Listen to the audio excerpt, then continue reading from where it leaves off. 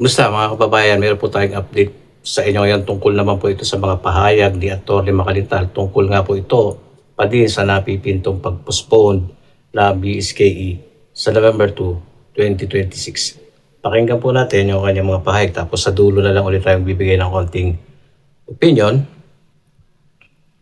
Actually, ang last niyan noong October 2023, sinabi nila setting the term of office of the barangay officials. Ngayon binabago nila fixing naman the term of office, Kaya daw ipopose mo kasi they will fix the term. Yung una, sabi nila they will set the term. Ngayon fix the term. Opo. Ano kayang pagbabago noon, Kaya itong mga panukalang batas na ito ngayon, ito ay parang niloloko naman nila ang taong bayan, parang pinalalabas na wala na tayong alam tungkol sa batas.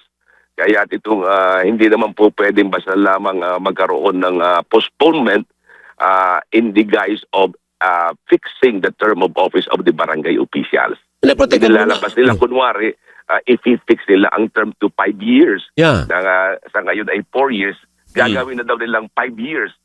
Pagkatapos yung election ng November 2026, hindi na muna itutuloy. 2028, Oo. Ay ganoon din naman yun. Kasabi nga ng ating Korte Suprema, yung postponement na yan ay dapat na may magandang dahilan. Hindi po pwede yung basta lamang lang ipopostpone. Bagamat ang Kongreso ay may kapangyarihan na mag-fix ng term ng office, wala naman sa kapangyarihan nito yung baguhin yung eleksyon na naka-schedule na. Ayan ay maliwanag doon sa una-unang petition na aking isinampa noon na dineclare unconstitutional yung isang postponement ng barangay elections. At ngayon nga, mukhang babaguhin na naman daw nila. At para bang yung ginagastos kayo ng COMELEC na 8 billion. Alam ba ninyo na gumastos ang COMELEC ng 8 billion pesos para dito sa barangay election. Ito kasasabi lang kahapon ni Chairman Garcia na handang-handa na sila sa barangay elections at doon sa 19 billion na budget nila ay 8 billion na ang kanilang nagastos. Ang ibig bang sabihin na nagpo-propose ng bill na ito babaliwalain na naman natin yung 8 billion pesos at baliwala na naman ang karapatan nating makaboto at mag-choose ng ating barangay official. Yan, labag talaga yan sa ating saligang batas kasi tinatanggalan tayo ng ating karapatan na pumili ng ating mga elected officials. Tinatanggal sa atin ang ating karapatang makaboto sa November 2, 2026. At wala sa kapangyarihan ng Kongreso na mag-postpone ng halalan. Bagamat yan ay may kapangyarihan na mag-fix ng term, ang sabi ng Korte Suprema doon sa Macalintal versus COMELEC, hindi naman kapangyarihan niya na mag-postpone ng halalan. Kaya yan ay maliwanag na labag sa ating saligang batas. Kaya yan ay katulad nung nangyari doon sa naunang kasong isinampa ko, yan ay dineclare unconstitutional nga dahil sa wala namang sapat na kadahilanan para magkaroon ng postponement ng ating halalan. Para na kanila baliwala yung pera natin, Alvin, Yung nakakasakit ng damdamin naman, na para sa kanila baliwala na yun. Hindi lamang yun, binaliwala na nila yung pera natin, binaliwala pa nila yung ating karapatan sa ilalim ng saligang batas na pumili ng sarili nating mga barangay officials. Alam ba ninyo dito pa sa proposed na batas na ito, lahat ng incumbent hold over sila. Nang ibig sabihin, they are appointed by the Congress ng ating mga mambabatas. Ang mangyayari nilang, ang kanilang loyalty ay hindi na sa tao, kundi sa mga politiko. Yung mga politikong gusto magpaganda ng kanilang mga mukha sa darating. Kasi malapit na naman ang eleksyon, 2028. So, pagka malapit na ang eleksyon, ang national at local election, yung ating mga mambabatas, lagi nilang pinupuntirya itong extension ng term ng mga barangay officials para maging magandang lalaki sila sa mga darating na halalan sa mga barangay officials. Hindi nila alam, mas maraming tao ang nagnanais na magpatuloy ang ating halalan. Well, sigurado magpapail kami na naman ng petition sa ating Korte Suprema. Katunayan nga, pinahanda ko na rito sa law office ko yung draft ng petition. at ilalagay na lamang nito kung anong Republic Act number para the moment na yan ay pumasa at pirmahan ng Pangulong Marcos, ay sana naman ay maisampagad namin sa Korte Suprema yan. Pero kami umaasa naman na ang ating Pangulo ay pag-aaralang mabuti yan. Kasi Mr. President, kung nakikinig ang kanyang mga advisors, ito po ay labag sa saligang batas. At matatandaan ninyo na ang unang-unang batas na pinirmahan ng Pangulong Marcos ay yung postponement ng barangay election ng 2019 at iyon ay declared unconstitutional. Yung batas na noong 2023 election pala. No, Kaya yan ay sana ay mapag-aralang mabuti ng Pangulo kung yan man ay magiging batas at pag-aralang mabuti kung yan ay dapat na ipatupad o hindi. So, yun po yung mga pahayag ni Atty. Macalintal sa isang interview, sa isang radyo. Malino naman po yung kanyang mga sinabi. At yung kanyang magiging mga plano sa bandang huli, sinabi nga niya naka-ready na yung kanyang ipapile na petisyon. Kung ito ay magiging batas, magpapile siya. Inaantay na lang kung magiging Republic Act nga ito. So, ilalagay lang nila doon, ni Atty. Macalintal yung Republic Act, kung anong batas yun. Saka sila pupunta sa Korte Suprema para mag-file na naman ng petisyon.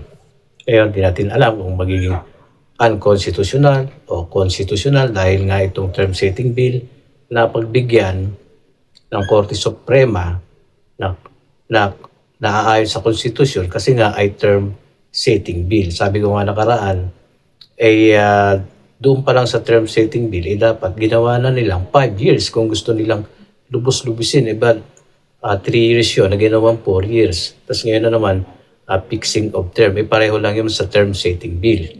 Kung inyong iintindihin. No? So sana, inisa na lang. Hindi yung gagawa pa sila ng dahilan. Kumbaga pautay-utay. Alam niyo ba, ang daming nasasayang dito. Sabi nga, yung pera. No? Pera, pondo na magagamit sana sa iba pang mga proyekto sa bansa ay nasasayang. Ang nagastos na nga ng COMELEC ay umabot na sa 8 billion po iyon. Kita nyo? Kung hindi yun nasayang, pwede pang magamit yun sa mga programa na sa mga eskwelahan, sa mga ospital, mga libreng gamot, mga pabahay.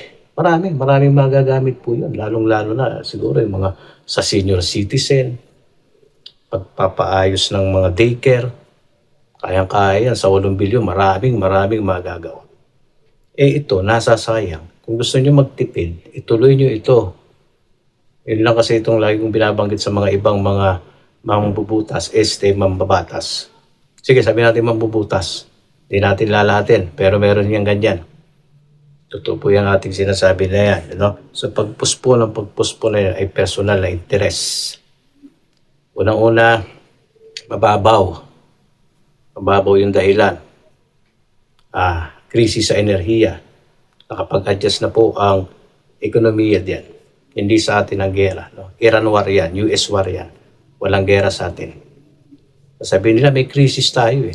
Matagal na pong may krisis. Ang tunay na krisis ay yung korupsyon sa bansa.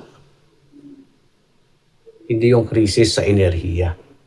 Ang tunay na krisis ay yung mga crocs dyan. Noon pa. No? Niloloko pa ba yung mga taong bayan sa inyong mga pinagagagawa ninyo? Tapos ngayon pinag-iinitan ninyo. Kunwari ay merong krisis sa enerhiya. Dati pa yung krisis na yan, yung korupsyon at tunay na krisis dito sa bansang Pilipinas, mga kababayan. O tapos, ito na naman tayo. Sabi nga dun sa komite, sa may House of Representative ay kanilang pag-aaralan kung paano yung legal na pamamaraan para hindi maging unconstitutional. Kita mo yun. Diba kung maririnig ito ng Korte Suprema, diba? Alam nyo na. Alam nyo naman yun, yung mga abogado kayo eh. Diba? Pag-aaralan para maging konstitusyonal. Paano? Paano nila pag-aaralan? Maghahanap ng dahilan na naman. Sinabi na nila yung dahilan, krisis sa enerhiya. Kung yun lang kanilang dahilan, no, para makatipid, no? Hindi po talaga makakatipid. Common sense lang, hindi makakatipid. Yung pondo na uubos unti-unti. Dami na sasayang diyan. No, kung ikaw ay kung yung pag-iisip mo ay tama, tama naman yung kakayanan mo mag-isip ng tama o mali. Marami talagang sayang. Paano makakatipid? Paano makakatipid doon? Pinupuspon nyo ng pinupuspon. Napagbigyan na nga doon sa term setting bill. Tapos ngayon naman, meron naman ng version of fixing of term ni Senator Chis Escudero. Pareho lang yun. Sabi ko nga, dapat inisa na. Di po ba? So, ayan. Dapat talaga matuloy nito. Tama naman sinabi ni Atty. Makalintal ngayon. Diba? Papaling tayo dyan. Pumaling tayo doon nakaraan sa term setting bill kasi nga, compelling reason yun na inaayos yung termino. Yun na yun eh. So kaya pinabura ng Korte Suprema. Pero ngayon kung ganun pa rin naman yung magiging dahilan nila, fixing of term, ganun din yun eh. Parang niloloko na. So palagay nyo ba itong mga naman tawag dito, yung mga nandyan sa Korte Suprema ng mga abogado, tatanggapin pa nila yung rason na ito.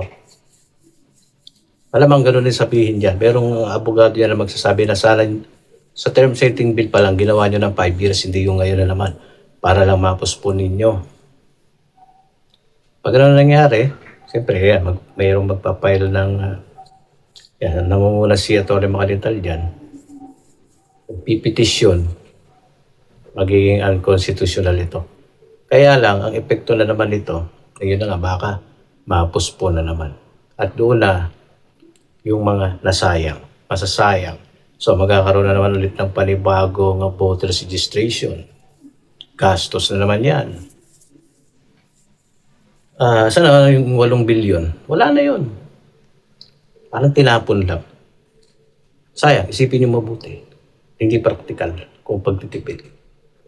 At tandaan ninyo, yung pagre-realign ng pondo, hindi rin po yun naaayon sa batas. Unconstitutional din po yun. Yung pondo para sa BSKE. Yung pondo para sa BSKE, para yun sa karapatan ng mga botante. Inilalaan na yun doon, isinabatas na yun doon, para pag nagkaroon ng botohan, mapapractice ninyo ang inyong karapatan. Pumili ng mga inyong barangay officials. Hindi yung parang itinatapon na lang. Sige, hanggang dito na lang. Hintay tayo ulit ng mga updates sa susunod. Please, pasubscribe and share ang ating video ngayon at mag-iwan kayo ng komento dyan. Opinion. Maraming salamat. Hanggang dito na lang. God bless.